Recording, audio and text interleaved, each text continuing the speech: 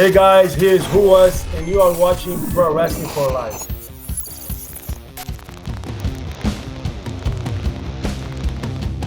Welcome to Pro Wrestling for Life, everyone. Gonna have a good show today. Joining us in a little while, we have Gregory Iron. We got Adrian Jahoud, aka Ruas, formerly of NXT. Mm-hmm. We're gonna play a game again with Joey Image is coming back. Oh yeah, for sure. Yeah. So, anyways, man, so you guys, the ones that tune in every week, probably notice I did my best to make it a different intro today. I was about to say you hyped on the segment. You did my job. I don't have a problem with it, but he's Sean Waltman. Hey, Nick. Yeah, what's up? Yeah. What's on the show today? You just said everything that was going to be on the show. We got Greg, we got Ruas, we got the game at the end of the show. But we got the news here to talk about as well. And I kind of just want to get to it, Sean. Before we get to the fun, big news of the week, there were a couple passings in the pro wrestling community. I didn't know if you wanted to say something before we kind of launched into all the fun and games we've got planned for the rest of the show. I just want to look, I don't know the details or anything, but I just Brian Blair suffered the worst loss a human being could possibly suffer, and my heart just breaks for him right now, man. His son Brett was killed. I don't know enough about it, but I just want to send my love to Bryan and his wife Tony, and everyone that this is affected. So again, it's hard. It's hard to come up with the right words, So, and then I just learned yesterday Super Porky died. Brazo de Plata, the legendary Brazo de Plata. People know him because, and they love him. Like, people knew and loved him for his, impeccable comedic timing and just such a lovable guy. Like, trust me, and it was that's how he really was. Yeah, that's how he really was. It's just the funniest guy to be around, and his brothers were like that too, man.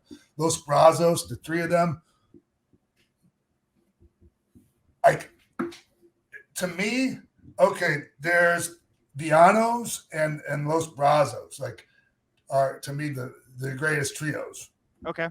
Ever in Mexico, as far as I'm concerned. Not that I'm the absolute authority on all of that shit, but I know a little bit about it.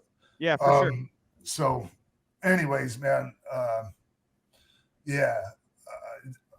Jerry Lynn and I, we used to go. We talked about when he was on the show. We used to go to Universal Pro Wrestling. Yeah, that was our first promotion in Japan, and it was with all the legendary luchadors. The only one that wasn't there was Mil Mascaras, because he was working for Wing at the time. But we had his brother Dos Caras.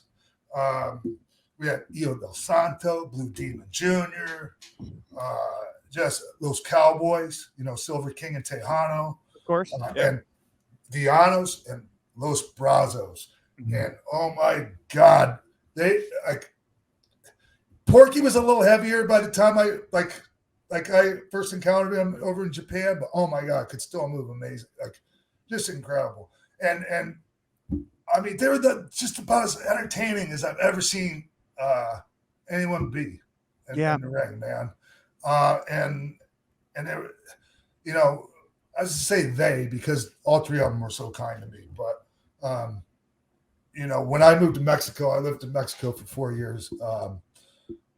I was around his brother and him. Brazo de Oro was working for the other company. Was the booker. But anyways, I'm rambling or whatever, but it means a lot to me to talk about this. He's such a wonderful guy, and he's really going to be missed. And I had some interaction with his son is Psycho Clown. A lot of people may not realize that. I did not know that his son was Psycho Clown. Oh my God.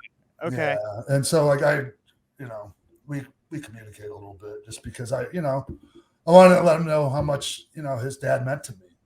And Yeah. So, yeah. Anyways, love you, Super Porky. Yeah.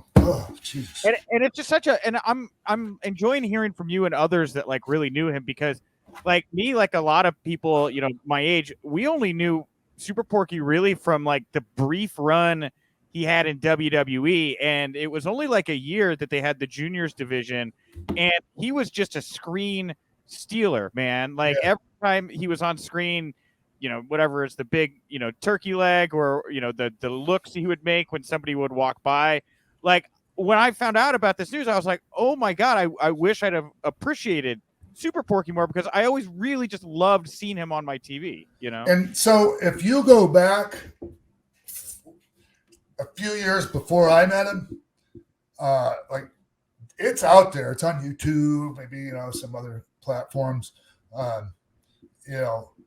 Him versus Tiger Mask. And he was always a chunky dude, but like much more svelte than most people remember him as. Man, those two were fucking tearing it up, Nick.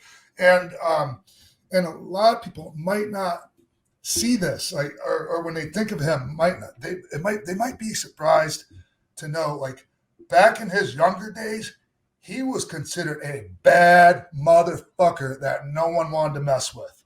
Really? Yes. Ask Conan.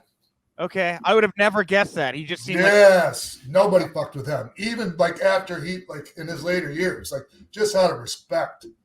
Okay. Yeah. How tall was he? This short, 5'4" or something like that. But he was always bigger than the other juniors and stuff. Like I remember at the time. Because they weren't the juniors, they were the minis. They stuck him in the fucking mini division. I know, and that's He's the thing. not fucking mini. I know. He was like miscast in that division. I remember. Jesus Christ. Yeah. Oh, yeah, but he was a badass in his day. Yeah. All right. All right. Cool. What else, man? Rest in peace, Super Porky, and the best of the fans, friends, and family. Well, Sean, I got to get your take on the hottest news of the week, man. Two big stories breaking simultaneously, and those appear to be that CM Punk returning to pro wrestling. Looks like he'll be at AEW All Out, and Daniel Bryan looks like he has maybe already signed with AEW. Word on the street, maybe holding out till Arthur Ashe Stadium in New York, but because of the Punk signing, maybe they move it up, maybe they move it back. We're not really sure. Yeah. How do you feel about these two big names at the same time possibly shifting to AEW? Oh, it's exciting, Nick. I mean, it's just good for everyone. Yeah. It's just really good for everyone. Like, I mean, because it doesn't hurt WWE, I don't think. Yeah, I think that's true. Yeah. And it definitely helps AEW, who's they already have some really good momentum as far as I'm concerned. Oh, yeah. So this could be a fucking game changer. Like as far as the balance of whatever the fuck you want to call it in the industry. I always compare it to McDonald's and Burger King or Pepsi and Coke, right? Where it's like, okay, like I don't mean to cut you off, Nick. No, go ahead. I'm sorry. Okay, the difference is one's just a publicly traded company that's just fucking monstrous, right? And the other one is, a company owned by, and it's a great company, but like one's huge, right. And I don't think it's going anywhere. So that's why I don't think this necessarily hurts them. It helps AEW, and it fucking helps the industry, man. Yeah, for sure. How do you feel? Because one of the conversations I've been having with people is when guys like Daniel Bryan and Punk come in, or a whole, there's been a bunch of other names from WWE or whatever, Malachi Black, Miro, the originals in AEW, some of these indie guys who came in, or guys that have less experience, how there's going to be less opportunity for them on the roster. Is that something that you think about or resonate with you when you see more names coming into the company like that? No, man, no, because if somebody's better and they're better than you, then maybe they deserve your spot. That's how I always felt, Nick. I never cut anybody's grass or fucking I helped people that were there to fucking take my spot. or take a bigger spot, like fucking like Jericho, for instance. Read his book; they'll tell you. Oh yeah, for sure. So I don't know, man. Like I'm all about like the people that fucking deserve the spot through merit. You know, not. I mean, there's something to be said for tenure. Oh, like I think, yeah, but it can't be the only. Like, dude, it's what the fuck do you bring to the table right now? Okay, fair enough. And the other question I want to ask you is obviously from a historical, perspective. We're celebrating 25 years since the NWO was formed. You were obviously integral in the NWO, one of the names that made the leap and gave the company a lot of clout and credibility. Does this moment feel or not feel like when Kevin Scott left WWF for WCW? No, I don't see it. I don't see it. It's huge. It's huge. And it's gonna generate a lot of buzz, and all of that. I don't see it. Yeah, it's not. No, not the same. No. I mean, there are some comparisons, I guess, but because they're two big names. Right. Exactly. No, but man, Punk's been gone for a while, which may make absence make the heart grow fonder or whatever. Like, sure. I'm curious to see. And here's another thing, Nick, about this. Part of me was like, oh man, fucking, the cat is out of the bag. It would have been nice for it to be a surprise and all that. But man, the more I think about it, Nick, people knowing, like, they don't know when it's coming. Mm-hmm. They might know it's coming, but they don't fucking know when. Mm-hmm. And that, like, it's just the anticipation of it. And the fucking fever pitch, right? And then boom, when it happens, they know it's coming, but they don't know when, Nick. Yeah, well, and that was what was with Scott. I think it kept, like, I didn't know because I was like 11 or whatever when it happened, right? But like, there were people that had access to the sheets and stuff that kind of knew Scott Hall, Kevin Nash are WCW bound, but that didn't make when they showed up or when you showed up any less impactful, right? And even more, right? Yeah, that's like I'm saying, because the people aren't anticipating it, and then the fucking, the people start talking to each other, and it's just like, it better happen. Fuck. It's gonna be a deflated room in Chicago if CM Punk does not show up as part of all. You better deliver, Tony. Okay, last thing I want to ask you about before we get to our first interview for the day here with Ruas. Lance Archer, you worked with him a bit in TNA, I know. I had one match with him. Yeah, it was fun. It was nice. Yeah, I just remember he came up on the show recently. Mm-hmm. But man, he took the IWGP US Championship from Jon Moxley in a last man standing match last week on Dynamite. What do you think about that and like him as the champion right now? A couple things. Okay, like first of all, couldn't have happened to a nicer guy. Mm-hmm. I don't know if you ever met him, but he's just a real solid guy, right? Real pleasant to be around. I saw him this past weekend at Warrior Wrestling. He took on Robert Ego Anthony. He killed Frank the Clown. It was wonderful. Okay. So, yeah, man. So there's that part, which when good things happen to him, makes me happy. Yeah. But also, like, the other thing is he kind of needed that moment, I think, and he got it. And it was a great match. Mm-hmm. It was a hell of a match, man. It was a great way to end the show. Yeah. I was happy for him, man. Good for you, Lance. You deserve it, man. This episode of Pro Wrestling for Life is sponsored by BetterHelp. Is there something interfering with your happiness or is preventing you from achieving your goals? Is there? Yeah, well, recently I've been feeling my impulsive nature has been getting me in trouble. It's what I'm working with my therapist about. Huh. Well, BetterHelp will assess your needs and match you with your own licensed professional therapist, Nick. But you know that already, right? I do. I obviously use BetterHelp. I go every Wednesday. I get my brain scrubbed. Linda's my counselor. She's very good, and they put me in touch with her incredibly quickly. Wow. And you can start communicating in under 48 hours. It's not a crisis line. Nope. It's not self-help. It is professional counseling done securely online, Nick. Mm-hmm. There is a broad range of expertise available, which may not be locally available in many areas. Yep. It's a service available to clients worldwide. So if you're not in the States, you can still use BetterHelp. You can log into your account anytime. You can send a message to your counselor, which I do all the time with Linda. She sends me worksheets sometimes to read over, and we have a great relationship. You get timely, thoughtful responses. You can schedule weekly video or phone sessions, which I've been doing more of. So I don't actually even have to look at Linda, and she's wonderful, but I talk to her on the phone, and it's really helpful for me.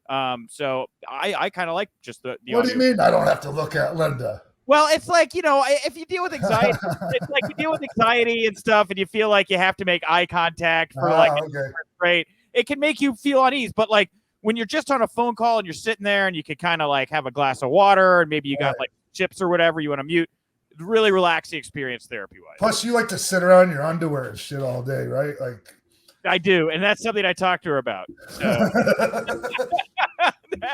But BetterHelp wants you to start living a happier life today, Nick. Visit their website, read their testimonials that are posted daily. Yep. I'm the testimonial for us because I do it, and it's great, and you should try it too if you want to talk to somebody. Yeah. So anyways, visit betterhelp.com / PW4L. Yeah, it just says XXX on this. Well, that's what it is, though. It's supposed to be PW4L. Yes, that's what it is. Yes, I know what our promo code is. Yes. Okay, I'm glad you know it. So, anyways, yeah. Oh shit! Where am I? That's the BetterHelp.com / PW4L. That's better HELP. Okay. You can join over 1 million people who have taken charge of their mental health, and help. With the help of an experienced professional. It's easy for you to say, Nick. It's a lot of words. It's a word garble there. Yeah. So, in fact, so many people have been using BetterHelp, HELP, that they are recruiting additional counselors in all 50 states. But again, for our podcast, Pro Wrestling for Life listeners, if you want to get 10% off your first month, it is betterhelp.com / PW4L. That's BetterHelp, HELP.com / PW4L to get 10% off your first month. That's it. And thanks again, BetterHelp, for sponsoring Pro Wrestling for Life.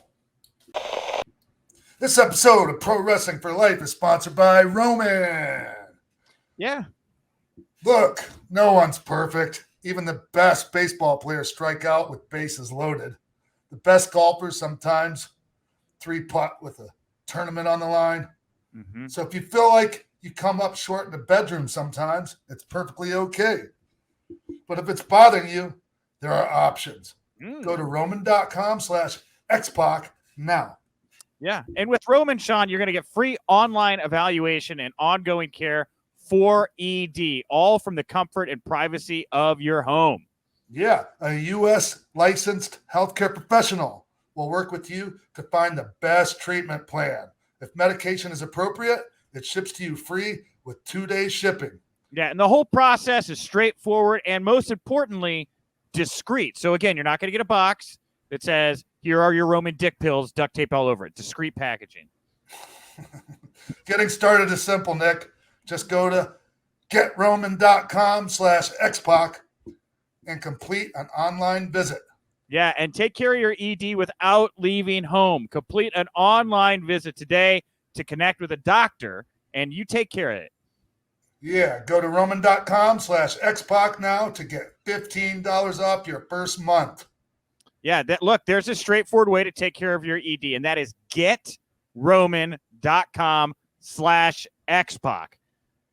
Get started now to save $15 on your first month of treatment.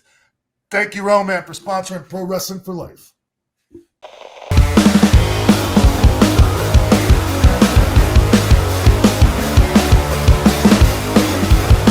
Welcome back to the show, everyone. Joining us right now is a gentleman that I've worked with down at the Performance Center down in Orlando. He's an incredible athlete, great martial artist, and world-class amateur wrestler. His name is Adrian Jaoud, also known as Ruas. What's up, man? Hey, thank you for having me. It's a pleasure. It's an honor to be able to talk to you. And thank you, Nikki, too. Also, thank you, Pro Wrestling for Life. And let's go now. It's it's been a journey, and let's keep going, right? Yeah, man. Hey, so like, you know, you and I got to know each other, you know, like before the pandemic hit, and I was coming down to, you know, Performance Center on a monthly basis, and you know, I built a little bit of a relationship with a lot of people down there, and especially you, man. Like, and so, you know, when that latest round of releases happened, and your name was in there, man, like immediately I got on the phone and hit you up, man, just to, you know, try to show some support, man, because I want to see you continue in this. You have a future here in this. Yes, exactly, man, and I'm very thankful for that. And in that moment was a like hard moment, you know, like when it's not about just losing a job, but it's like not knowing if you are going to be able to keep living your dream, right? And that's it. Like people, like I know, like having like losing a job is hard, but in that moment, it's not just a job. It's like my dream, you know. Yeah. I'm here to conquer. I'm here to be a champion. I'm here to like entertain people and give them the best I have. And for like came from nowhere, and that phone call came in, and boom, you know, like you get shocked and surprised. And the only thing you can think in that moment is your friends and your mentors, and you know that you are one of them. And X-Pac, Sean, like I always say, I will keep saying it. You are like one of them that helped me a lot, and thank you very much for that. Oh, come on, man. It's my pleasure. That's what I'm here for, man. You know, Adrian, so people were there for me like that, you know, before there was a system in place. You know, like the older veterans looked out for me, you know, the best they could. And so, you know, it's my turn. You know, I'm an older dude now, so it's my turn to give back, man. Hey, so Adrian, man, you've been a world-class athlete for many, many years, man.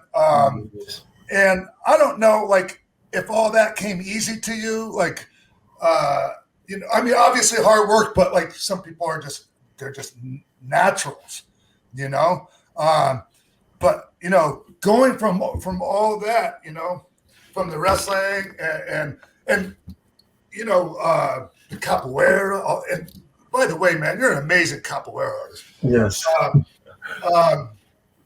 So, hey, man, talk about like you go from that world, and all of a sudden you're in pro wrestling world, man. Like, it's a hard transition, right? Yes, it is definitely is a hard transition, but and like it's a different way. Like I was being training for many years. I started martial arts with 9 years old. Yeah, and that's like back way, like very far away. But it's funny that when you do martial arts, you kind of day by day learning and improving your skills. But in pro wrestling, not also your skills you have to improve, but your inner charisma, your inner, like, it's hard to explain. I always say that pro wrestling was the hardest thing that I ever did in my life. Yeah, you've told me that. That's why I'm asking you. Like, it's so funny that people, but wait a minute, man, you are like black belt in a bunch of things, and how you can say that? Yeah, I say that because it's not just about your technique. It's about like what you feel, how you deliver what you're doing. So that's why when we had that talks and you were like teaching me and like sharing with me your knowledge, saying that you have to be present in that moment. You have to be feeling it. You have to be kind of living that match. That's why it's very important to have a backstory in that match. And for me, that was the hardest thing, that hardest like transition. That, okay, guys, it's not just punching and kicking and submitting. No, it's what else? Yeah. No, you have to look the camera. You have to look the guy. You have to look people outside. You have to listen. You have to do. And that's the brain goes on and you start to spin around. But luckily, as I always say, that hard work always pays off. If you train hard, you always will get your results. And I trained. I ate it, and I slept and ate it, PC, Performance Center. And I was like every time seeing a legend, as you know, that I was like trying to go there, get some advice, trying to ask them how I can improve, and worked, and like I see, when I look at back, I see that I am proud of myself, because I kind of I made it. I know I'm not the best wrestler ever, but I will be one of the best soon. I saw it. I've seen it in you, Adrian. Yes. I've seen it in you. I saw the improvement from the time that I met you up until more recently, you know. So yeah, man. It's and the thing is, Adrian, like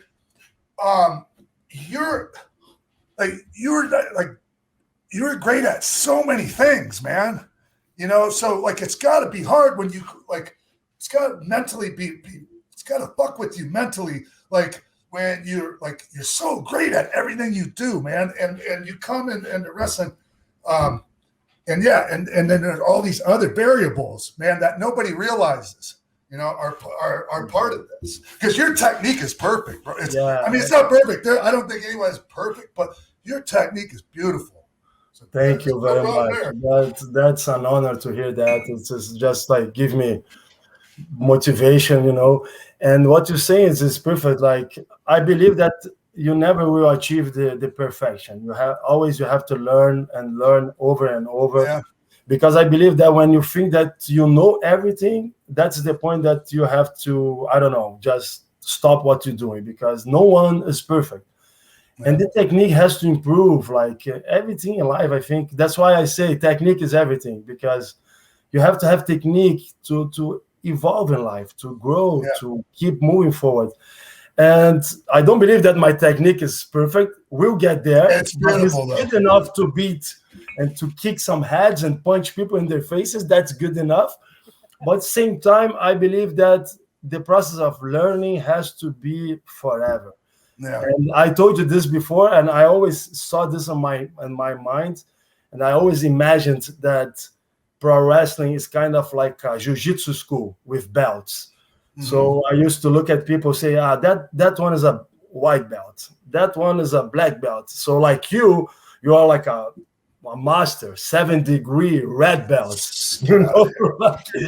And it's funny because when you see that, when you kind of separate the wrestlers in that kind of tiers or belts, whatever, you start to understand how much you can learn from them.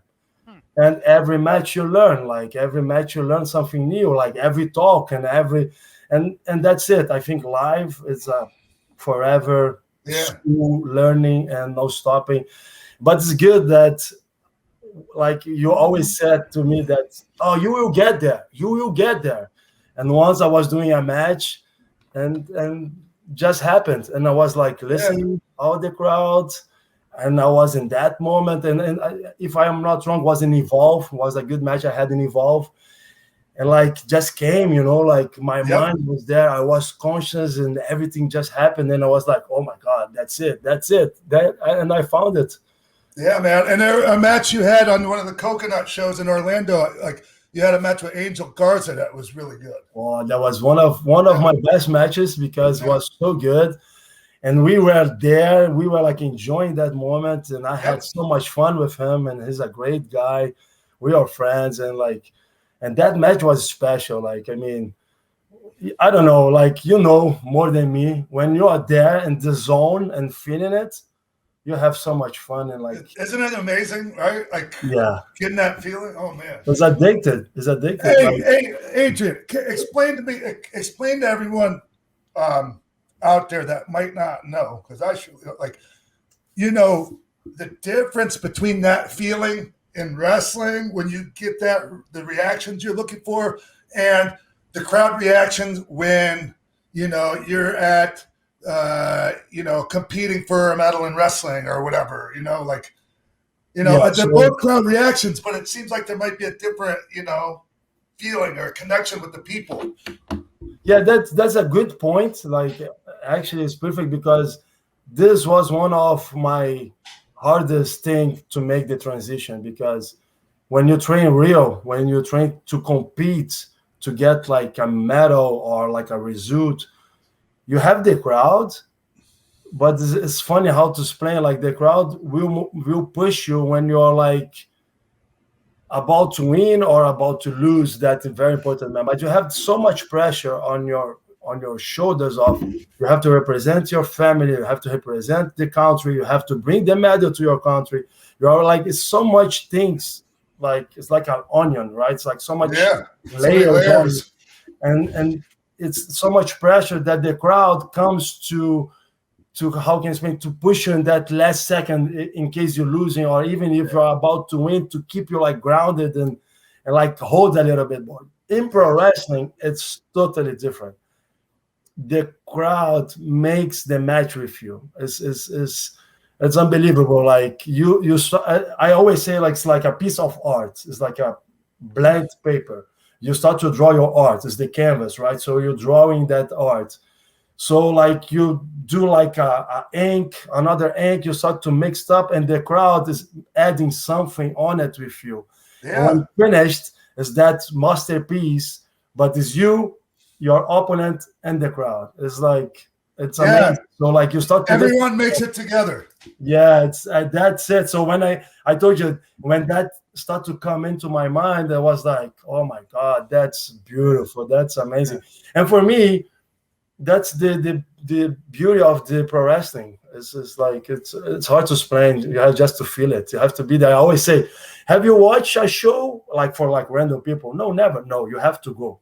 You have to watch a pro wrestling show live, because it will change your life. And people, seriously, yeah, let's go.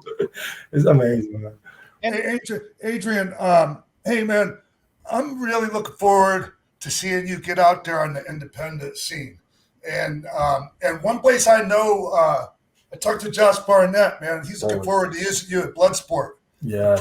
Perfect for that, man. Yes, I'm waiting big time. I always wanted to be there, because I know the event is like, it's tough, real great matches there, and I want to be there. Like just here, and I'm very open to be there working with Bloodsport. And actually, where I can fight blood, I will be there too. You know. Well, I was telling who has off the air, Sean. I know Bloodsport obviously seems like a great spot for him, but friends of the show, Court Bauer and Fatu and MLW. You look at the landscape MLW's got too, with like Filthy Tom Lawler and Dominic Guarini and Kevin King Mo, all that stuff. Yeah, and their product is a lot more sports centric, and I just kind of in my head, I see you working well in that space as well, if that was an opportunity. And it would be a good chance, because Sean and I have a good idea. Sean more so probably than me, because he worked closely with you, but like what your skill set is, but a lot of people just didn't get to see enough of you in WWE. And I think just like getting you on a platform where people can actually see you and see what you're capable of is like going to be a big next step for you moving forward. Exactly. That is one thing. It's something that I'm wishing and wanting, because in WWE I had like some matches, good matches, but never like a storyline, never matches enough to make people see me, not just my skills, but see myself, my character, and how I do, like how I live, actually my character, what is happening. And I want this now. I want to be able to show what I am capable of, and to show that most of these MMA fighters or whatever it is they call themselves, that if they want to wrestle me, they have to be another level. They have to kind of train harder. I don't know what they have to do, but it's not going to be easy against me inside that ring. I don't know. Like I'm with that, like I'm starving to be able to show people like what is a real fight means, And like in this pro wrestling universe, not every time you have the chance to feel like a real good fight, with like people trying to beat each other, and that's my goal now. And if someone is listening to this, and I can challenge anyone now, if you want me to be on your show and bring some violence and some technique, just call me.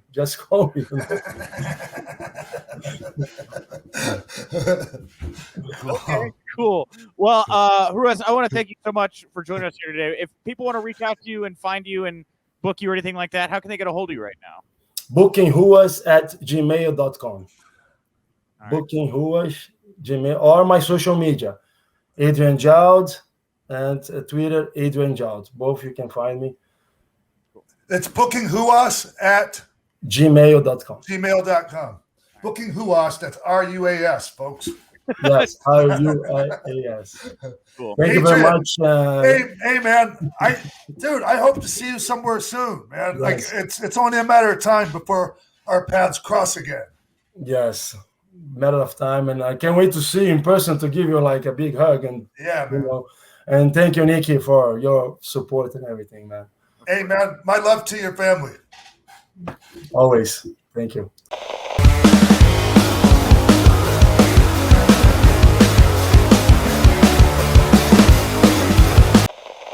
Welcome back to the show, everyone. Happy to be joined right now by pro wrestler and motivational speaker Gregory Iron. What's up, Greg? Hey, Greg, okay? Or is everyone just call it Gregory? I'm okay with Greg. You know, I feel like people that call me Gregory, they're just calling me by my wrestling name. If you're calling me Greg, we're actually friends. It's too many syllables, man. Gregory. Too many. Far too many. Hey, thanks for joining us, man. No. It's great having you. I'm pumped to be here. I've always been a big fan of yours, Sean, and Nick. I haven't seen you in far too long, so I'm just happy to be a part of this discussion today. Yeah. Hey, so Greg, I was checking out your it's like a short mini doc kind of. I think is that what you would call it? Yeah. Really cool, man. It's inspirational, and I mean, I've got questions. You know. Yeah. First of all, hey, and I know, like, dude, I hate to do this to you, like, because I don't like. Nick knows what I'm about to say. I don't like doing give the same questions everyone else does, but you know, because I get sick of answering the same shit over and over again. But I have to ask you, man, can you explain to people like a short version of what cerebral palsy is and what it does to you? Yeah, sure. It's a neurological disability from birth. It either happens before you're born or shortly after. That affects the muscles and the brain, the way that it sends signals to parts of the body. It affects it. Everybody is affected in a different way. Yeah. Some people are in a wheelchair completely. Some people, it's only one side of the body, or they have problems speaking. In my case, it's very mild. It's technically the whole right side of my body, but it's most notable in my right arm, hand, and fingers. Yeah, I just noticed it like in your hand, you know, almost like you just had nerve damage or something, you know? Yeah, like I walk a little flat-footed, but it's not very apparent. Huh. That's cool, man. So so you don't really know what it's like not to have cerebral palsy, obviously. Like, so it's like hard for me. It's like, I guess it's hard for you to say what's more I mean, how was it, man? Like, first of all, not just the wrestling, but like anything athletic, you know, because obviously you did some athletic stuff before you got into wrestling. No, actually, I didn't really. I mean, I would do the usual things where I would try to play baseball with my friends or play a little tag football, but I was never really good at any of those things. So it's funny when people ask me what it's like being a wrestler with cerebral palsy, and I say, you know, I don't know what it's like to be a wrestler without cerebral palsy. Like, how do you do things with one arm? I don't know. I've never done things with two arms. So when I was getting into wrestling, a lot of people wonder, like, how could you even have the courage to do that with a disability? But for me, it wasn't a matter of doing it because I had a disability. I was more terrified because I had never done anything athletic in my life. And I had this fear that if I suck at wrestling because I'm not athletic, am I going to look at it different if I fail at it? But looking back now that I'm 34 years old and I've been doing it for 15 years now, which is crazy to think about, I'm glad that I took that step into that wrestling school in Cleveland and took a chance on failing, because I think it's much better to fail than to look back 15 years later or 20 years later, whatever the case is, and think about what if. Yeah. But so you did some martial arts as well, right? Or is that along with the wrestling? No. Did that come after the wrestling? Well, I got this. Oh, Jesus Christ. I was reading this. Nick. You were reading the notes for Adrian Jones. Dude, what the fuck? You got our I'm sorry, dude. It's okay. Greg, tell us about qualifying for the Olympics. No, or trying to. Hey, the most I know about martial arts comes from Cobra Kai and the Karate Kid. That's all I know. Well, all right. Well, Greg. All right, go ahead, Nick. Well, I was gonna say, when we've talked about you breaking in and like how you don't know how to do it, but how was it for the people around you? Like, I don't know that I've ever asked you, like, how did the other wrestlers adapt to having to like change what they were doing to like work with you and make it work? Well, you know what? I feel like it's always been more awkward for the other wrestlers than it was for me. I mean, no one ever, not to my face at least, no one's ever treated me different, but there's always those moments, even to this day, where I'm working with a guy, and if I'm a baby face and he's playing the bad guy, one of the things that always happens is they go, is it cool if during the match I maybe make fun of? And I'm like, that's what it's there for. You know what I mean? And in the times that we're living in, it's much different than when I first started, how far you can take it. And you sort of have to feel the crowd with how far you go with mocking the guy with a disability because, cancel culture and all that good stuff. So you really have to feel it out. But like, I'm not offended by any of that stuff. And I feel like, if you're going to get heat on me, if you ignore the disability, you're doing yourself and the fans a disservice. Mm-hmm. Yeah, man, that's a weird, I don't know how I would handle that as a heel working with you, man. Like, because you just got to play into it. Yeah, I guess, man, because I've gotten over other things, that I had a problem with, and I ended up doing anyways as a heel. So yeah, I guess, man, but it's just holy shit, man. That could get. It feels like it get kind of heavy. Here's the thing, though, man. Like on the flip side of it, as a heel, like how does that work, man, with the crowd? And like when I was a kid, people used to say if the guy was a heel, the wrestler was a heel, whatever you said to him was fair game. Like Adrian Street, like all the fucking homophobic slurs like from the crowd, and like the little 10-year-old kids yelling it too, and fucking the parents.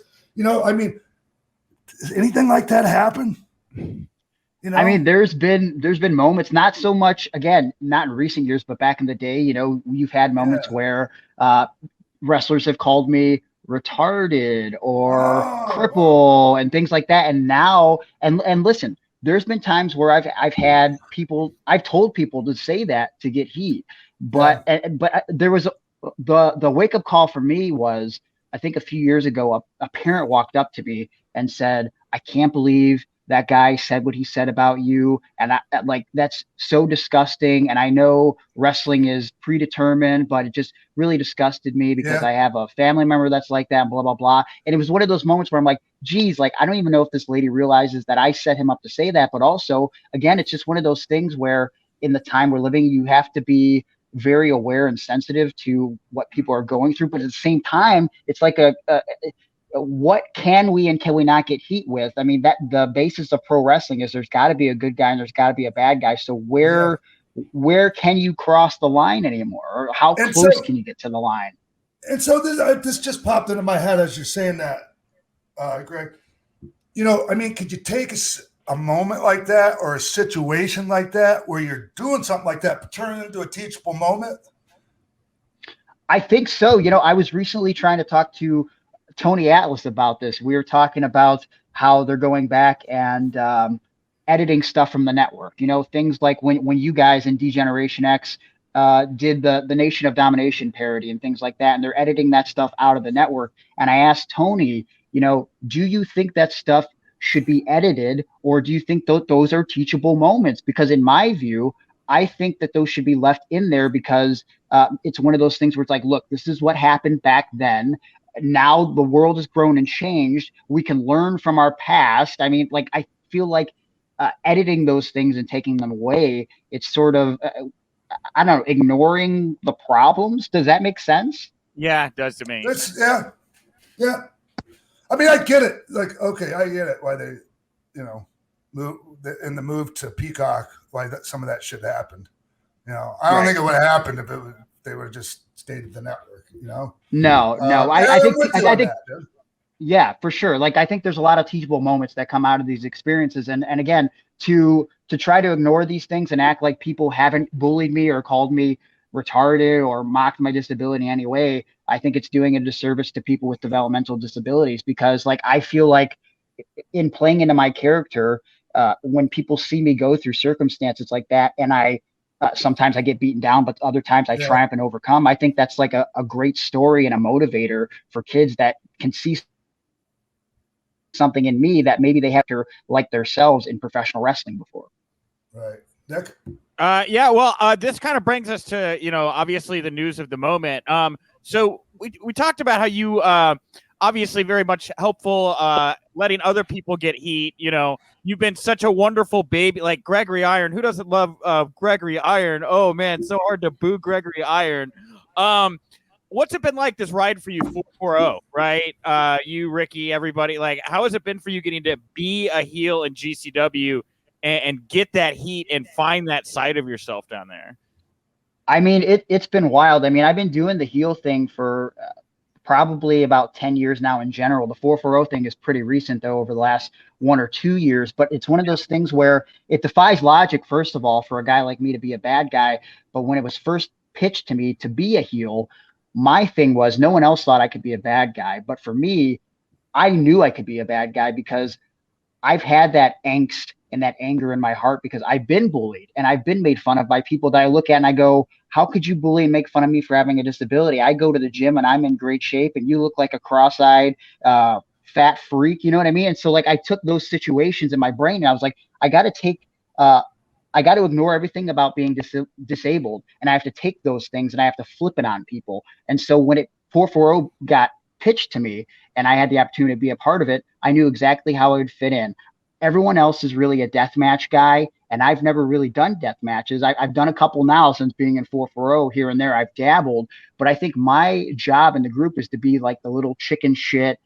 I'm the snitch, you know what I mean? I'm the snitch of the group, and I like being that goofball. I think that's an extension of my real life persona, is like terrible dad jokes, and just I don't fit in, but by not fitting in, it makes me work in the group, if that makes sense. And the heat that we've generated, it's been on another level that I've never felt within professional wrestling before in my 15 years. I mean, causing near riots pretty much every month in New Jersey during the pandemic. This past weekend involved with the Matt Cardona situation. I mean, it's been pretty surreal.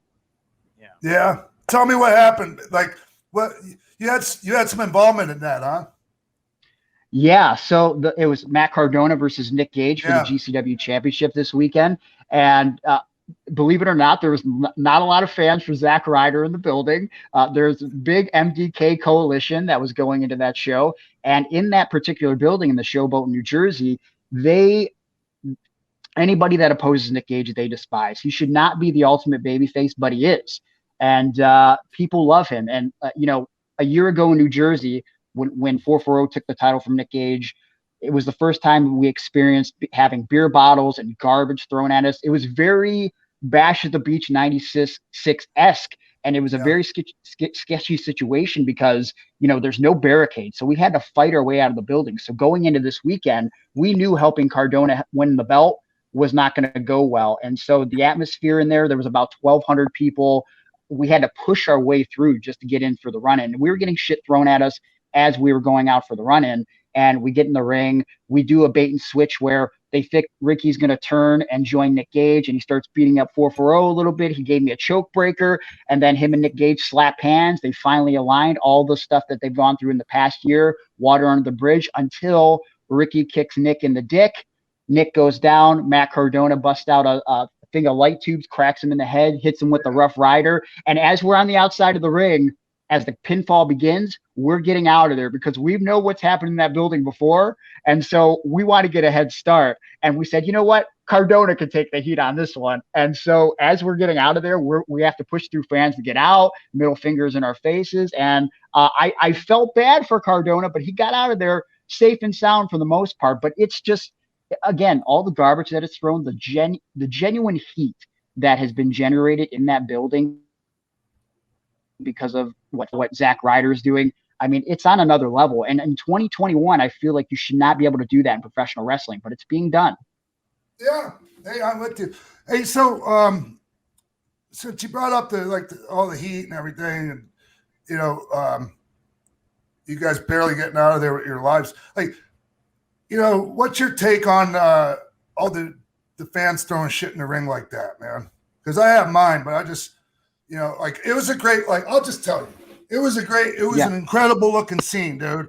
But I've been a victim of that fucking shit, dude. Like in Sturgis, I'll just give you one example, and this is just one, the worst one. Stand in the middle of the ring for the in-ring segment, and all of a sudden, it's like somebody came and just fucking tried to take my head off from behind. Turns out it was a fucking giant, like the biggest Gatorade bottle, like almost all the way full, soaring through there, hit me in the back. I almost went down. I can't believe I didn't go down. And like other shit, batteries, fucking spark plugs. It's just not good, man. It's not. No, it's not. Look, it's an incredible visual on camera, but for the performers, it's terrifying. Now, look, everybody talks about what happened this weekend with Ryder, and a lot of people that have been following GCW talk about Run Ricky Run last February 2020 when we took the belt from Gage. But a moment that they don't talk about, which was the most terrifying, it was me, Atticus Koger, who's in 440, and Eddie Only, who's in 440, and we did a thing where we were fucking with Nick Gage, and we were in this little bar in Philly, and in the bar. There's 2 levels, so there's a balcony where fans could also look down on us. And at the end of the match, after we tried to cost Nick Gage a match, we were unsuccessful. Yeah. He left us laying. A fan threw a chair in the ring. So then other fans started throwing chairs in the ring as we're laying. Now that in itself was terrifying, but in the moment, all of a sudden, the people on the balcony started throwing the chairs down on us. And so all of a sudden, I get beamed in the side of the head with a chair, and I tell the guys, cover up, and we had to lay in the ring as people are just throwing chairs up and in and down on us into the ring. And the fact that we got out of there uninjured was a miracle. And no one talks about that, though. Like, that's terrifying. And as a performer, I don't really want to be involved in that situation. I'm glad that I survived, and you have that visual after, but like, Jesus, it is not fun. Yeah, man. So like, you got to figure out a fucking happy medium there, man. For sure. 100%. I mean, I don't know what it is, but I got to figure it out. Right. Hopefully. Do you wish GCW would come out and say something? I don't know that GCW has come out and really like condoned, or is that their place, you feel, for them to come out and be like, hey, don't murder nobody? I don't know. I mean, like, I feel like a part of the people behind GCW enjoy that visual. And maybe I don't know if I don't want to say they don't have the performer's interest in mind, but no one has exactly come out and said, don't throw shit in the ring. I mean, in the past, there's been slurs that you can't say anymore that they've come out and said, like, listen, everybody's welcomed at GCW. So, saying the F word, for example, there's been a lot of people that have thrown that around. They get ejected immediately. But as far as throwing stuff to the ring, nothing's been said, and I don't know if anything is going to be said. So I don't know how I should feel about that. I guess the thing I want to bring up is, like, there was that one fan who did the stop, like the freeze frame, where they identified pizza cutters midair being thrown at the ring. And like, I feel like at the very least, like, don't throw pizza cutters at the performers is like a no-brainer, right? Yeah, like sharp objects, and like Sean, like you said, batteries, those are the worst thing ever. Like, just hearing it, batteries, it doesn't sound that bad, but I remember hearing stories from Tracy Smothers. Darts? Oh my God, no, that's horrible. Yeah, dude. Jesus Christ. Yeah. Hey, so listen to this. Back in WC, when I was still in WCW, and the fucking NWO was fucking just getting white hot, and all that shit's coming in the ring every night. One night, fucking Doug Dillinger says to like Kevin Scott and I, "Oh yeah, we can get them to stop, but like they like the how it looks on TV." That's a fucking true story, dude. Wow. They were letting that shit happen. Somebody could say that's not true or whatever, but fucking Doug Dillinger said that. Damn. Wow. What's old is new. Where did you get a dart thrown at you, Sean? I'm fast. Where did that happen? It didn't happen to me. Oh, okay. Got it. All right. Yeah. All right. Yeah. I've heard crazy stories. Yeah, dude. Well, we're glad you're alive. Hey, Greg. Yeah. So there's something I've been wondering also, and it just, just figuring out when to ask you. So when you're having matches, like, how often do you come across people that are afraid to like hurt you, or like, and also, like, can you take a pretty good ass whipping? Like, could you take some punishment? That's my strength, is in my selling, man. If I don't sell, I don't have anything. Yeah. I just mean or dirt, so somebody can lay some shit in on you and you can take it. Oh yeah.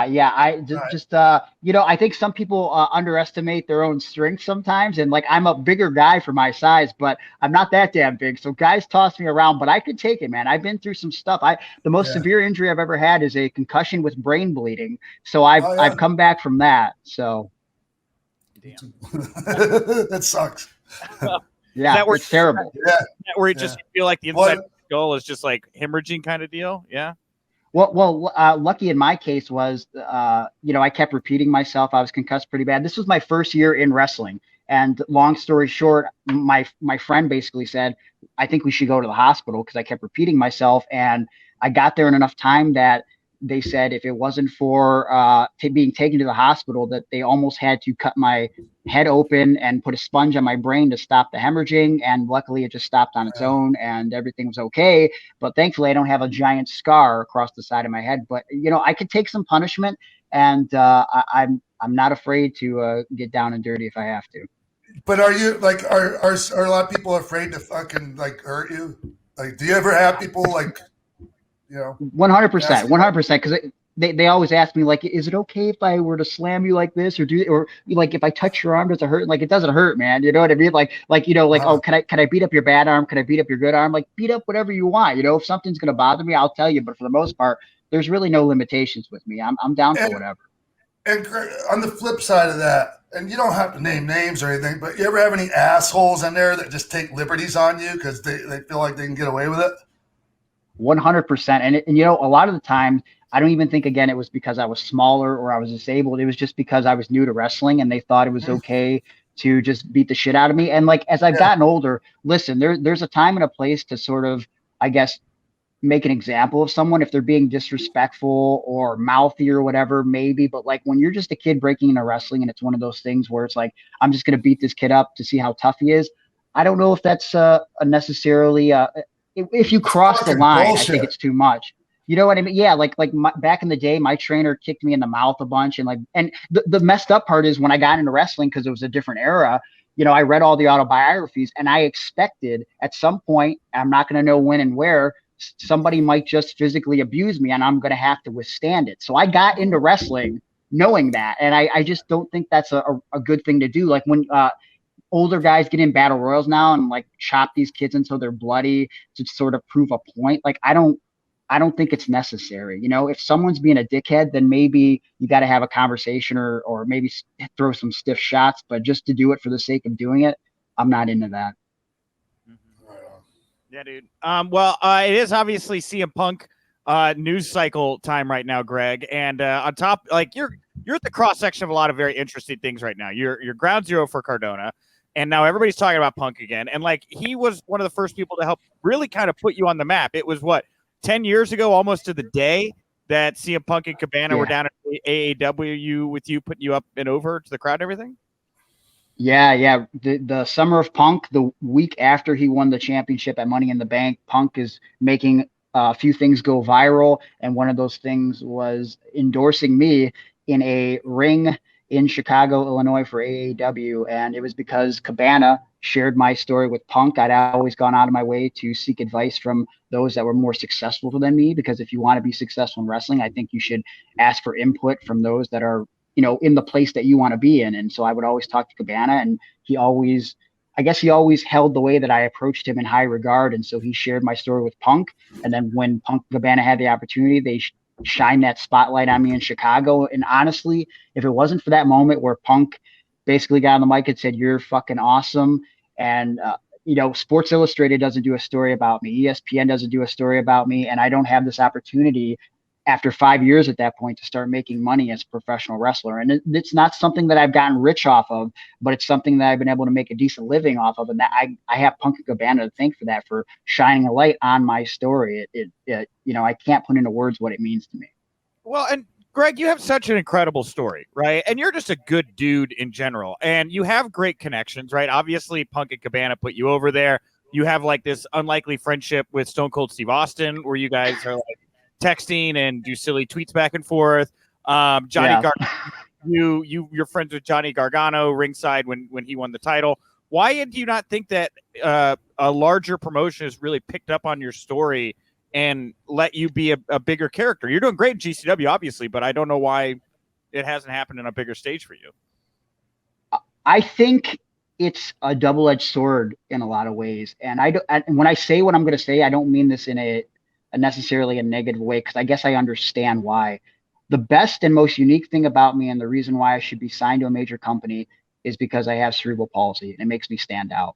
But I think the reason why I haven't been signed is because I have cerebral palsy. And I think, I guess to sort of elaborate on that, it's because I think some people worry that might be a liability or something. And maybe some people don't understand what exactly cerebral palsy is, or that like it's more dangerous to throw me around than someone else. Or I think also for every million people that think this is inspiring, because everybody has a voice on social media, there's always going to be that one person that goes online and goes, how could you beat up someone's cerebral palsy? I'm so offended. And I don't think that there's anything wrong with having someone like me compete, because at the end of the day, I don't think that I'm the pro wrestler with cerebral palsy. I'm a pro wrestler that just happens to have cerebral palsy. If you sign an African-American wrestler, you're not bringing him to the ring and go, here comes the African-American wrestler. He's a pro wrestler that just happens to be African-American. And the fact that someone hasn't given me an opportunity, I guess, on a larger platform to sort of share my story with a large fan base, in which I don't think has really had anyone other than Zach Allen represent them on a big stage, that being right. The developmentally disabled community. I don't know. I think it's really a missed opportunity. Mm-hmm. Yeah. And we've seen the women's revolution in recent years. We saw the Black Lives Matter movement, its effect on pro wrestling. I think that was very visible. Do you feel like this is another hill the pro wrestling business has to climb, is the relationship between pro wrestling and the developmentally disabled community? Because you're right, there's only been like Zach and you as well, Well, I've come across other wrestlers with disabilities over the years on the independents, and listen, I want to encourage anybody to follow their dreams. But here's something that I often say to, in particular, kids with disabilities. You have to know your limitations. And if you're passionate about pro wrestling and you want to be a pro wrestler, you have to make sure that it's something you can do without putting yourself or others in danger. And if I would have gotten to pro wrestling and that was a thing that I was worried about, or if I couldn't be a wrestler to the best of my ability and other people felt unsafe with me, then I would have found another way to put my passion for wrestling to work. I would have been a commentator, a writer. I would have done something. I would have found a way to be a part of professional wrestling. And so I think people get the wrong impression and think that, God, how do I say this? Not everybody can be a pro wrestler, and I'd like to think that not every able person that wasn't born with a disability even can be a wrestler. Right. Yeah. Look, it's tough on able-bodied people. Yeah, I've seen guys walk in for tryouts that are 6'5" and 275 that, they played this sport and that sport, and then they took a couple bumps and then they never showed up again. So it takes a different breed of human to be a professional wrestler. So I think anybody in the developmentally disabled community, if you talk to your doctor, if you try it out and it's okay for you and those around you, then sure, be a professional wrestler. I don't know if tomorrow everybody with a disability should sign up for wrestling school. You got to make sure that it's going to be safe for everybody involved. But I think we're in a time where we're more open-minded to including everybody. Again, I think developmentally disabled people are a big sector of the audience that really watches pro wrestling, not just WWE, AEW, and all Impact and Ring of Honor.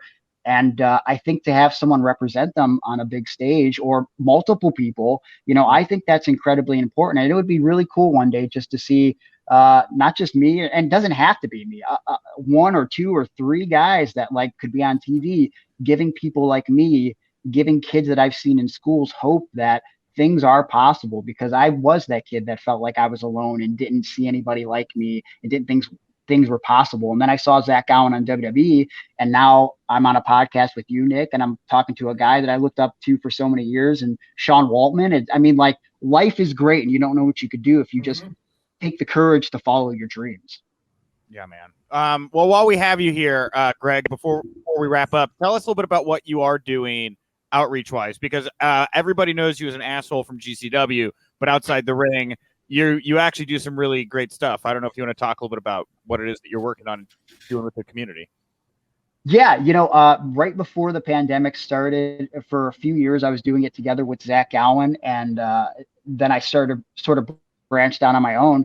I started doing motivational speaking in schools in several different states. The last one I did was conveniently just about a half hour from my house, so it was a nice little short trip, and I put a little mini documentary on YouTube about it. And then the pandemic hit, and then it was very hard to get bookings inside of schools because, well, no one was really allowed inside of schools. And so now that things are opening back up again and, a new school year is upon us, what I would like to do is I'd like to get back to motivational speaking because, when I was growing up, I didn't know if I was going to be a pro wrestler. I didn't think that was a thing that I could do. And then I did it.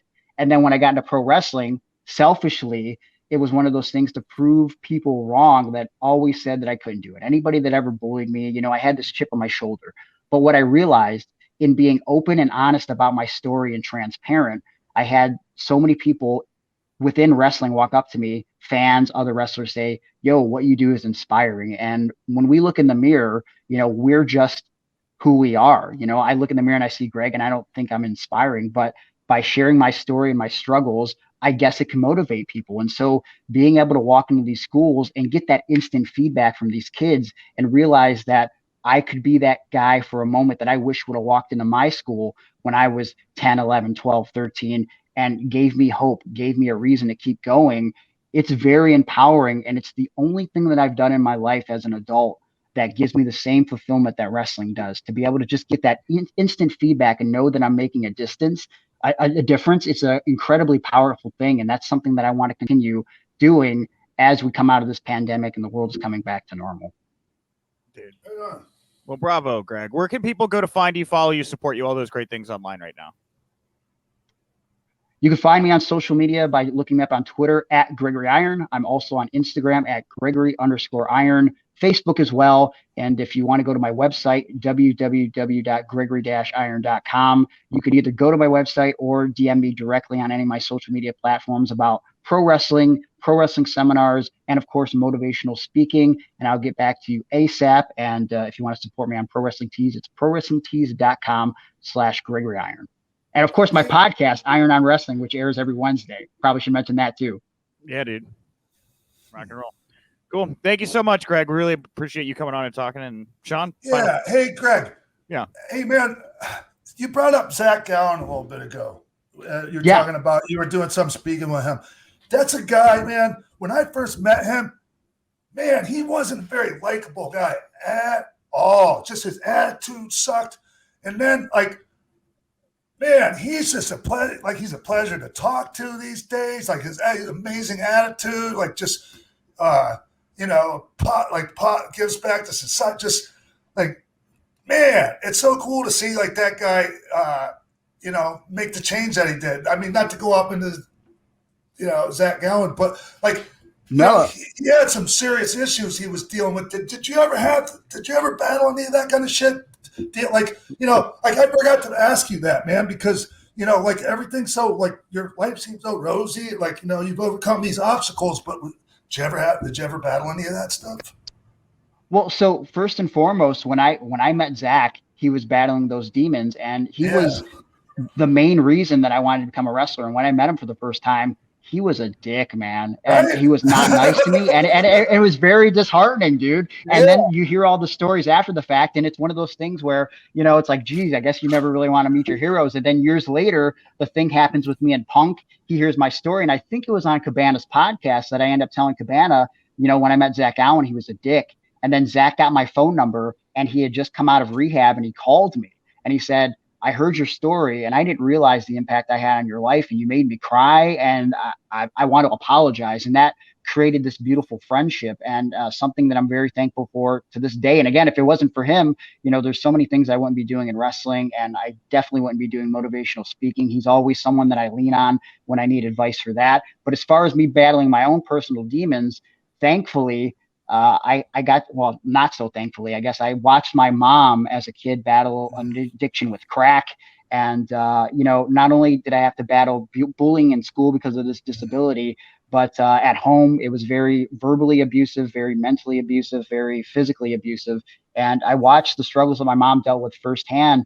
And she passed away from a drug overdose while living in a homeless shelter in 2010, July 4th, 2010. And it was one of those things where I got the phone call while I was working a real job outside of wrestling.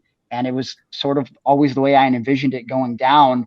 But even when it happened, it was one of those things that it's still very surreal that I was never going to have my mom calling me up to borrow $20 or just to be a pain in my ass or whatever it was. We had disconnected at that point for a couple years, but you only get one mom. And one of the things that I learned in retrospect, I held a lot of animosity towards her for a while because of how she led her life. And one thing that I learned that I didn't realize in those moments as, a 20-something-year-old kid, because I'm straight edge, and that's because of seeing what my mom went through. And I held a lot of bitterness towards her. And after she passed, a few weeks later, I was dubbing one of my old matches from tape to DVD. And it's one of my first matches. And somehow she found out that I was a wrestler. And she showed up to this pro wrestling show that I was on. And for whatever reason, when I was dubbing this tape, I saw my mom directly in the background of the hard cam. And when I come out to the ring, Sean, she was so happy to see me coming out to the ring as a wrestler. And she had just the biggest smile on her face. And then I'm hitting some moves on the opponent that I'm having in the ring. And I go to hit the ropes, and the guy I'm wrestling grabs me for an Alabama slam. Before I even hit the mat, my mom's smile turns to this face of worry. And I get slammed on the mat, and I see her start to cry as she's watching this in the background, and I'm getting my ass kicked. And that was a wake-up call for me, and it helped me realize that drug addiction, alcohol addiction, it's a sickness. And inside, even though that's something that my mom battled, there was still a mom somewhere in there. Yeah, man. And being able to see that made me realize that, she was just sick. And I was doing the best she could with what she had to work with, dude.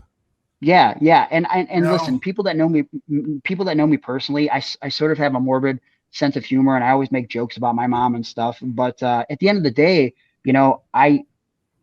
I get emotional sometimes when I think about her, because, I wish I could have had a better relationship with her, and I wish she could have been a different person. But that is the hand, no pun intended, that life dealt to me. And I've had a good way of taking those hands and making the best of it, because you have two choices sometimes in life when you can't control things. Either you get pissed off and you get bitter and angsty about it, or you take that situation and make the best of it. And I feel like, with wrestling, with life, that's what I've done. I've tried to make the best out of these situations. And because of this, I've got to live a lot of dreams and have a lot of cool moments with a lot of guys that I've watched on TV and inspire a lot of people. And that is very overwhelming, but very cool. And that's something I'm super proud of. Yeah. Well, wow. Right. I didn't expect it to get this emotional, guys. Yeah. Fine. BetterHelp.com, everybody, right? That's the official spot. Man, Greg, it's just, I mean, I just dealing with what you did growing up with, I just know what I just grew up able-bodied, is able-bodied even okay to say? I don't know. Is that the right word? Whatever, right? Whatever. Fuck off. I know how, the shit I dealt with, and I ended up going down the fucking path, man. And it's I didn't realize you were actual straight edge, you were living that, chosen that lifestyle. Did you ever mood alter ever? Did I ever what? Did you ever mood alter? Did you ever try alcohol? No. Anything? Well, when I was 17, I did a little bit of drinking because I thought that was just what you do at some point. And I remember I got really drunk, and I was dry heaving in the middle of the night, and I just I felt like shit the next day. And I remember it was around Christmas, and I was supposed to go get photos with Santa with my baby brother. And my dad comes downstairs, and he was a big drinker. He's still a big drinker. And sometimes my dad has not been the most pleasant of guy. He was there for me when my mom wasn't. I love my dad with all my heart, but He's done some stuff that I forgive him for. But to go back to this moment in time when I was 17, he comes downstairs and he says, hey, we have to go get photos with Santa. And I told him, I can't, I'm hungover. And he goes, hungover? And he asked me what I was doing. And I'm expecting to get punished because I got punished for stupid shit when I was a kid, like not telling him where I was going and going to play baseball with my friends or whatever. And so I'm expecting to actually get punished for something that I feel that I've done is wrong. I want to be punished. And he started laughing and it was almost giving me a pat on the back. And Sean, that was my moment when I was like, you know what? My dad is one of the most uncoolest guys I know. If he thinks drinking is cool, I'm never going to drink again. And I didn't. That was sort of the decision I made. It's a good decision, man. So yeah, I mean, I guess, you know, like, listen, people, if you can handle your alcohol, I'm all about it. I'm more open to marijuana now that I know what it does for people and how it helps people. If one day maybe I need to dabble in a little bit of the marijuana for medical purposes, perhaps I would do that. I'm not opposed to those things. I think I identify with straight edge because it's really the only label I can think of that works. I mean, I feel like to be truly straight edge, you got to be into like Minor Threat and like hardcore punk music, which I'm not. But I mean, straight edge. Shit. Right. Yeah. But like, I feel like straight edge is like the closest thing I have to identify with. So we'll go with that, you know? Right on. All right. Hey, Greg. Thanks, dude. Yep. No, thank you. We're supposed to go 20 minutes. We got a lot longer. Yeah, it happens with me sometimes. So, I'm into it. Yeah, man. I appreciate you coming on, dude, spending some time, and I really enjoyed the conversation, man, and look forward to seeing what you got coming up. Thank you, and thank you for the platform, and thank you for always being an inspiration to me.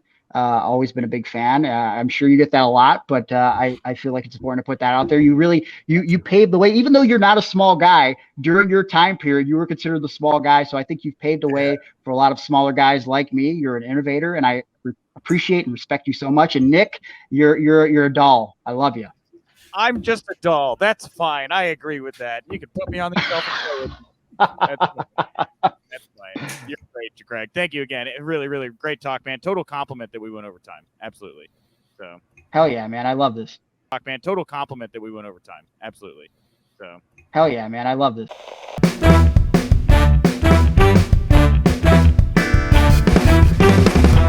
Welcome back to the game show portion of Pro Wrestling for Life. It is me, your game show host, Nick Hausman, back to pit two-time WWE Hall of Famer Sean Waltman against one of his patrons over Pro Wrestling for Life's Patreon page.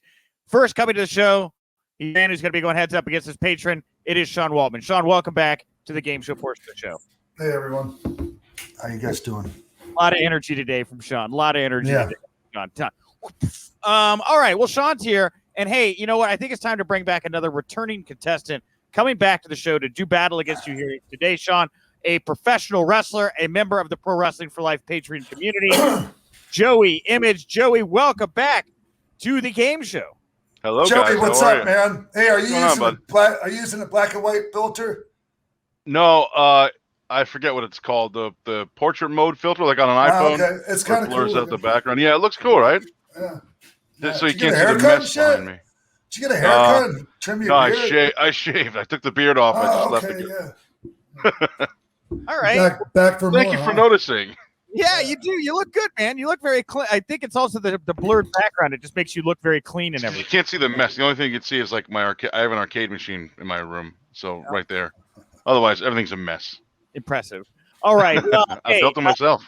Well, Joey, welcome back. We're going to play a game here today that is based off of the top news story of the week, and that is the rumors that CM Punk and Daniel Bryan are AEW bound. So today's poll question, or today's game is called CM Punk or Daniel Bryan. It's very simple.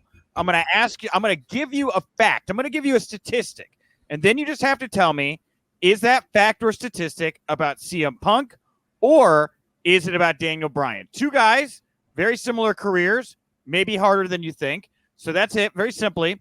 Now, to decide who's going to go first here today, the first person to show me a photo of either Daniel Bryan or CM Punk is going to get to go first here today. And so I would think that unless you have an 8x10 around, maybe you're going to be grabbing your cell phone or your laptop to pull up a photo of CM Punk or Daniel Bryan. Joey Image looks completely lost. Yeah, Sean, the only picture I have around me are me, actually. All right, Sean casually grabbing his phone here. Looks like he's starting, and there we go. That is a photo of CM Punk in the octagon. Joey, I was fucking trying to go as slow as I possibly could so you could win, dude. I have my phone in front of me. It's my strategy is to always let my opponent go first. I appreciate that. All right. Well, all right. It's very simple. There's only two answers here today: CM Punk or Daniel Bryan. Joey, are you ready to play the game? Absolutely. All right. We will start with you. This wrestler started their career in the Lunatic Wrestling Federation. Is that CM Punk? That is CM Punk. Ding, ding, ding. Produced by Billy Wack here in Chicago. All right, Sean, to you. This wrestler is 40 years old. 40 years old. Daniel Bryan. That is Daniel Bryan. That is correct. 1-1. We are tied here. All right. Back to you, Joey. This wrestler is WWE's 15th Grand Slam champion. Was that CM Punk or Daniel Bryan? 15th Grand. Wait, that includes what? Heavyweight, Intercontinental, Tag Team, and women's. That's not what I meant. Yes. Not the Triple Crown, the Grand Slam champion. Yes, the Grand Slam champion. What's the fourth title then? The heavyweight, the world, the IC, and the tag or team. The IC US. I'm not really sure, but 15. Daniel Bryan. That is correct. Daniel Bryan was WWE's 15th Grand Slam champion. All right, Sean, to you. This wrestler trained at the Steel Domain Wrestling Academy. CM Punk. That is correct. That is CM Punk. We are tied 2 apiece here. How about this one, Joey? I didn't really like. I know where Bryan went. So Steel Domains and that's fine. St. Paul. That's weird. That's good. I didn't fucking realize he. Anyways, whatever. Okay. Yes, run by Ace Steel. All right, Joey Image here. This wrestler lost a WWE Sunday Night Heat match. Oh, I knew Ace Steel trained him. I didn't know that it was Steel. Like Ed Hellier was the promoter. Oh, was it? Okay, but okay. Anyways, whatever. All right, that's fine. Okay, well that's fine. We're tied here. 2 apiece.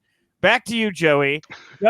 This wrestler lost a WWE Sunday Night Heat match against Val Venus on May 9th, 2005. Was it Daniel Bryan or CM Punk? Oh, Jesus, Sunday Night Heat. Daniel Bryan. I'm sorry. That was CM Punk. It was actually the match that got him signed by WWE. So, Sean, back to you, a chance to break ahead. This wrestler won the 2004 Ring of Honor Survival of the Fittest tournament. Was it CM Punk or Daniel Bryan? The 2004 Ring of Honor Survival of the Fittest. Daniel Bryan. That was Daniel Bryan. Bryan Danielson, correct. That puts you up 3-2. Chance to tie it up here, Joey. This wrestler is a former IWGP Junior Heavyweight Tag Team Champion. Daniel Bryan. It was Daniel Bryan. I'll give you a bonus point if you can tell me who Daniel Bryan, his tag team partner, was. Do you have any idea? Oh, my God. A Japanese guy. That's all I remember. And I don't even know if that's right. Yep. Okay. I'm not going to accept a Japanese guy. Morishima? I don't know. It's not Morishima. John, for a bonus point, do you know who Daniel Bryan's tag team partner was when he was the IWGP Junior Heavyweight Tag Team Champion? No. All right. Well, it was Curryman. It was Christopher Daniels. Christopher Daniels, Curryman. Allegedly. All right. Well, back to you, Sean. 3 apiece. This wrestler was a member of Raven's TNA Alliance, The Gathering. CM Punk. That was CM Punk. That is 4-3. Back to tie it up, Joey. This referee was fired by WWE for 3 months in 2010. Referee? Was fired. This wrestler was fired. Oh, you said referee. What are you talking about? All right, my enunciation. Okay, can you repeat the whole question? Sorry. Yeah, no, that's fine. This wrestler was fired by WWE for 3 months in 2010. Bryan Danielson. It was, yes, and that was, of course. That was, what's funny is during that is when I met Sean. Because Danielson was working Sawa in Evolve and in Rahway, New Jersey during that time when he was doing Independence. And I was outside and he was on there. Yeah, he was the main event, him and Sawa. And I was outside. You walked up and just said, "You come with me," and brought me in the locker room. And we never met before then. was really weird, but it was cool. But that was during that time. Yeah, that's how I knew it was him right away. Okay. Yeah, All right. Oh my God. All right. 4 I remember going and doing a show there, but yeah, I shouldn't have been wrestling at that time. I still did good, but I should have been in the locker room, but you told me to come with you, so I wasn't going to say no to you. I have to take your word for it. All right, Sean, Daniel Bryan or CM Punk? Who won the Money in the Bank at WrestleMania 24? Who won the Money in the Bank WrestleMania 24? Was it Daniel Bryan or CM Punk, Sean? CM Punk, or no, Daniel Bryan. Oh, you had it right the first time. It was CM Punk, but you changed it. This is your chance to break ahead here. Who won the Slammy for Best Beard of the Year in 2013, Joey? Bryan Danielson. That was Bryan Danielson. That is up 5-4. Sean, which of the two, CM Punk or Daniel Bryan, served as a Raw commentator in the last few months of 2010? Bryan? No, that was CM Punk. Joey, if you can get this, that's going to blow it out here. Who was it? CM Punk or Daniel Bryan that endorsed Green Party nominee Jill Stein in 2016? Bryan Danielson. That is correct. That's 6-4, and that is no idea. That is it. That is going to put you over the top here. There's not enough questions left for Sean to come back from. You know you're Daniel Bryan at CM Punk. I am sorry, Sean. It is another loss here for you in the game show segment on Pro Wrestling for Life. Okay. You know. Oh, all right. Well, I'm sorry, sir. Not our typical heated response here from Sean. You know, Joey. Hey, man.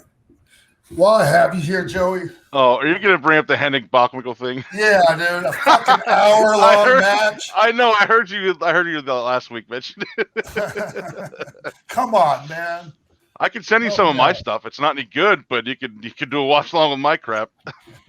Like, I'm thinking like 15 minutes ish. You know, like. Actually, you could do a watch along with me and PJ from 2005, where he ribbed me with the kendo stick in the match. All right, Joey. Hey, man, it's good. It's good battling you again. Yes, sir. You look good. Fucking fresh shave. Yeah, man. Clean cut. I don't do this too often. All right. All right. Thanks, man. Thank you, guys. What's your social handle, real quick, Joey? You can follow me all social platforms at Joey Image TV, please. Cool. All right. Thank you so much, Joey. Thank you, guys. Take care, brother. That's it for this week's show, everyone. I want to thank Gregory Iron, to Ruas.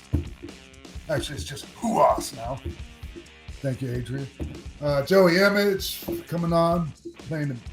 I was about to say video game. Play a video game with me? Yeah, Joey. Thanks to Joey Image for coming on, playing a game show. Absolutely. And who am I missing? Gregory Iron. I already said Greg. You said Greg? Okay, I don't know. Yeah, anyway. it's the first person I think. Well, thank you all so much for tuning in. This was a really fun show. I will tease, of course, join the Patreon page. We got a lot of new content coming out here. But next week, we have our first returning guest on the show. So that'll give you a little tease if you want to go back through and figure out who we might be talking about. But a huge, like these we've been on a hot run of shows. But like I know what the next couple weeks of shows look like. And we got some really, really big hot guests. So stick around. Thank you all so much for supporting us. Leave a comment on iTunes. All that stuff's appreciated. But that's all I got for today, Sean. See you guys. Bye, everybody.